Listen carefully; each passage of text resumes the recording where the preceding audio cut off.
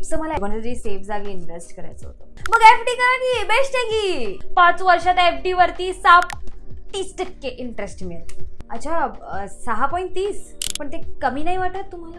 Madam मी हे बघा, मी काय म्हणतो, आरबीआयने आता रेपो रेट कमी केलं नाही, आता अजून हा कमी व्हायच्या आधी तुम्ही करून टाका की. सर मला कमीत कमी 8% इंटरेस्ट हवाय सर. ऑल्सो जेव्हा फ्युचरमध्ये आरबीआय रेपो रेट वाढवेल तेव्हा तुम्ही माझा इंटरेस्ट पण ऑटोमॅटिकली वाढवा, तेव्हा तुम्ही ही रेट पण ऑटोमॅटिकली इन्क्रीज करा.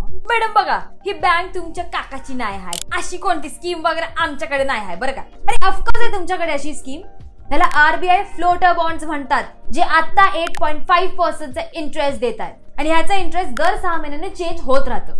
आरबीआय जसं आपलं रेपो रेट वाढवेल ह्याचा इंटरेस्ट पण ऑटोमॅटिकली वाढत राहील. हा म्हणजे बघा, आरबीआयने रेपो रेट कमी केली तर तुमचा इंटरेस्ट रेट पण कमी होईल बरं का.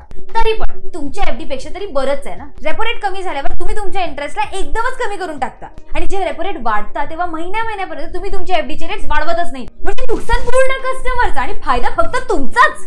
बीकेपैकी मराठीला तुम्ही फॉलो करतात म्हणून तुम्ही वाचलात, त्या लोकांचं काय जे फॉलो नाही करत